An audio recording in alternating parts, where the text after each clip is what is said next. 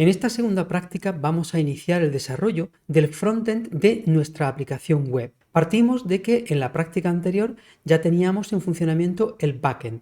El objetivo del frontend es servir como punto de acceso al usuario para enviar solicitudes a ese backend. Para ello, el frontend deberá contar con una interfaz de usuario que estará compuesta básicamente de un contenido aportada con el lenguaje HTML y de una apariencia visual que estará determinada por una hoja de estilos CSS. Estos son los dos aspectos de los que nos ocuparemos en esta segunda práctica. En la posterior, en la tercera, agregaremos a este mismo frontend el código JavaScript necesario para aportar el comportamiento, para que cuando actuemos sobre los botones y elementos que vamos a ver a continuación de la interfaz, esto se traduzca en el envío de una solicitud al backend. Como siempre, el primer paso consistirá en estudiar el material que se te facilita para esta práctica. En las diapositivas tienes un recordatorio de cómo funciona la World Wide Web como plataforma de software y a continuación nos centramos en el desarrollo del frontend para una aplicación web. Este frontend estará compuesto, como he indicado anteriormente, de tres partes.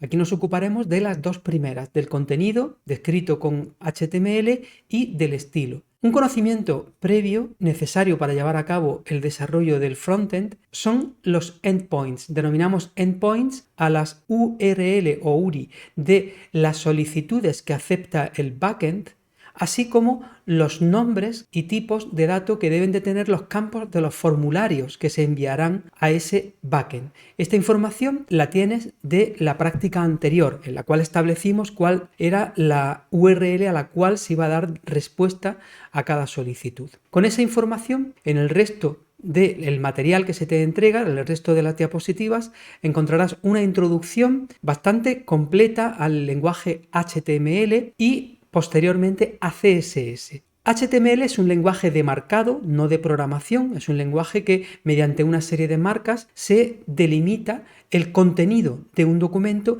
y se define su estructura. Esto es lo esencial. En un documento HTML vamos a tener por una parte la marca que indica que esto es un documento HTML y a continuación una serie de elementos que tienen una estructura jerárquica. El elemento de primer nivel es el elemento HTML y este contiene varios dentro de él. Un encabezado y un cuerpo. Dentro del encabezado se pueden introducir el título de la página y distintos datos, entre los cuales el más importante es la codificación de caracteres con la cual se ha creado este archivo. Posteriormente, en el cuerpo es donde se aporta el contenido propiamente dicho.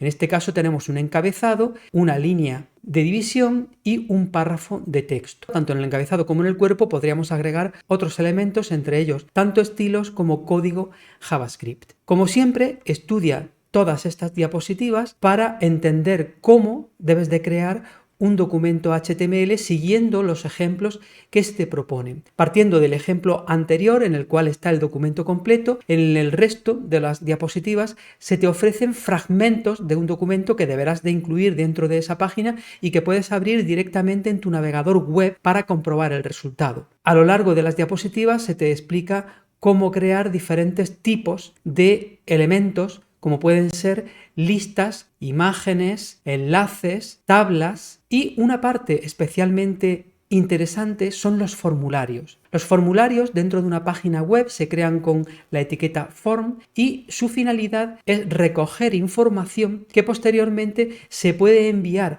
al backend, en este caso al backend de nuestra aplicación, mediante una solicitud de tipo POST. En estas diapositivas, de la 22 en adelante, tienes cómo crear un formulario básico y cómo ir introduciendo en él diferentes recuadros para solicitud de datos, botones de los cuales se puede seleccionar solo uno o se pueden marcar varios, listas desplegables con múltiples opciones, botones, etc. Cada formulario tendrá siempre asociado una acción que establece el destino al cual se enviará la solicitud. Este debe ser el URL que establecimos al crear el backend y también establece el método por el cual se enviará este formulario, que como ya sabemos será POST. Por lo tanto, a la hora de crear las páginas que vamos a ver ahora después al analizar el guión del trabajo que debes de realizar, en Action debes de utilizar siempre el URL que corresponde a la solicitud que espera el backend que creamos la semana pasada. Una vez que has terminado con HTML, como decía antes, establece el contenido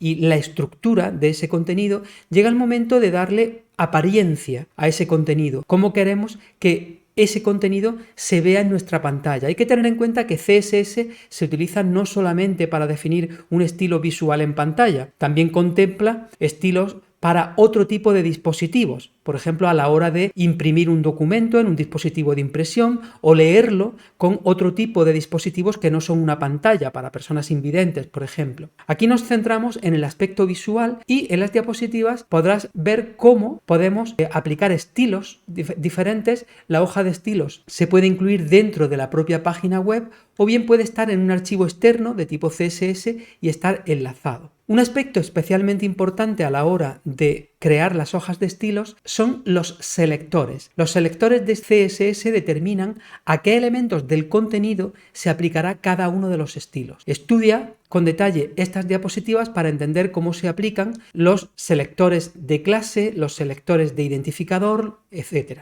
En el resto de las diapositivas se explica cómo ajustar distintos aspectos del estilo visual, desde los tipos de letra, colores, los bordes y márgenes que puede tener el contenido dentro de la página web, cómo se controla cada uno de estos aspectos, el posicionamiento, porque dentro de una página web podemos tener contenidos que aparecen como cajas y cada una de esas cajas puede colocarse en una posición que puede ser tanto absoluta como relativa. Toda esta información está acompañada de ejemplos que es recomendable que pruebes por ti mismo en tu navegador para comprobar el resultado. Una vez que hayas estudiado las diapositivas, llegará el momento de realizar el trabajo indicado en el guión. En este guión, lo primero que se te indica es que debes introducir un conjunto de pequeños cambios en el backend que desarrollaste la semana pasada. El frontend se va a crear como un conjunto de páginas estáticas. Concretamente vas a tener que crear 3 páginas en esta práctica acompañadas de su hoja de estilos. Esas páginas las vamos a alojar en una carpeta a la que vamos a llamar public. Dentro de la carpeta donde alojaste los archivos del backend, crea esta carpeta public y dentro de ella crearás las páginas que se van a indicar a continuación. Para que Express sepa que debe de tomar de esta carpeta los contenidos estáticos, las páginas estáticas, es necesario editar el archivo index.js que creábamos en la práctica anterior y agregar esta línea que se te indica aquí. Con esto ya puedes poner en marcha el servidor de Node y a medida que vayas creando las páginas que se te van a indicar a continuación, almacenándolas en esta carpeta, podrás acceder a ellas desde el navegador sin ningún tipo de problema. Lo único que has de hacer es abrir el navegador web, introducir la dirección IP donde tienes la máquina virtual con la aplicación Node funcionando y el puerto, que en este caso es 3000, y al acceder a esta página obtendrás el resultado correspondiente. Esto será una vez que tengas la práctica terminada. Para ello tienes que dar una serie de pasos, de los cuales el primero de ellos es crear una página con el nombre index.html, almacenándola, insisto, en la carpeta public que has creado antes. Este nombre va a provocar que cuando se haga una solicitud desde el navegador a nuestra aplicación Express, sin necesidad de indicar nada, solamente la dirección IP, ya va a devolvernos esta página inicial.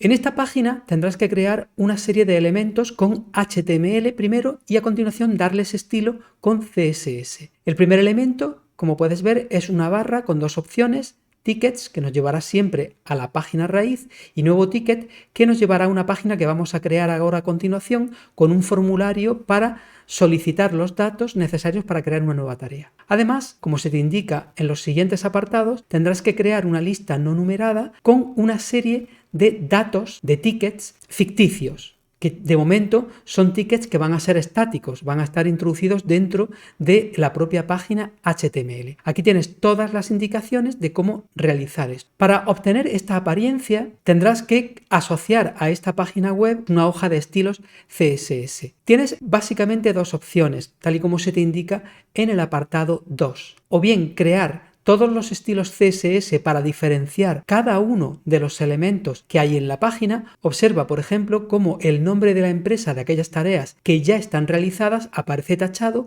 y el botón aparece en un color diferente. Estos son estilos que tendrás que definir dentro de tu hoja de estilos para definir la apariencia de todos estos elementos. De manera opcional, si quieres investigar cómo funciona Bootstrap, esta es una librería de estilos y elementos predefinidos de CSS. Tiene la ventaja de que simplemente asignando la clase adecuada a cada uno de los elementos, a cada uno, por ejemplo, de los botones, obtenemos un aspecto visual ya predefinido. Una vez que tengas la hoja de estilos, ya tienes completada la primera página. Si quieres probar cómo esta página index.html se comunica con el backend que tienes en funcionamiento, puedes hacerlo con lo que se te indica en el paso 3.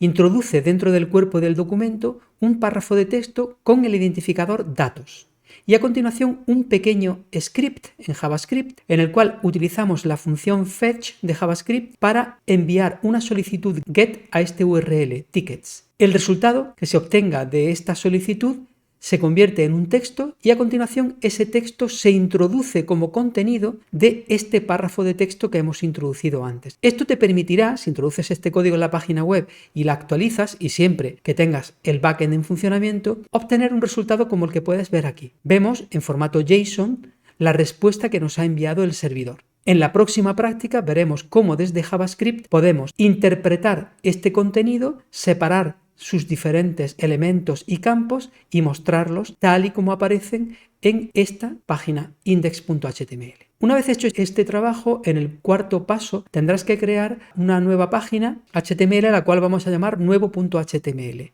En ella tendrás una barra como antes, pero con una sola opción, la que permite volver a la página inicial, y un formulario que servirá para introducir el nombre de la empresa o del cliente y la solicitud que nos hace para crear un nuevo ticket. Al hacer clic en este botón, habrá que enviar este formulario mediante un método POST de HTTP con sus campos. Ten en cuenta a la hora de componer esta página web las indicaciones dadas antes en cuanto a el nombre que deben de tener los campos en el formulario, que ha de coincidir con los nombres que espera el backend. Aquí tienes todas las indicaciones a tener en cuenta. Y por último, tendrás que crear una tercera página web a la que vamos a llamar editar.html, y con esta página lo que permitiremos será abrir la vista de detalle de cualquiera de las tareas a fin de permitir modificar sus datos. Al hacer clic en guardar, se enviará este formulario a la correspondiente solicitud del backend para que procese esa actualización. Una vez que tengas creadas estas páginas y hayas definido la hoja de estilos para que su apariencia sea similar a la que se te muestra aquí, entrega todos los elementos de la práctica y prepara para la defensa en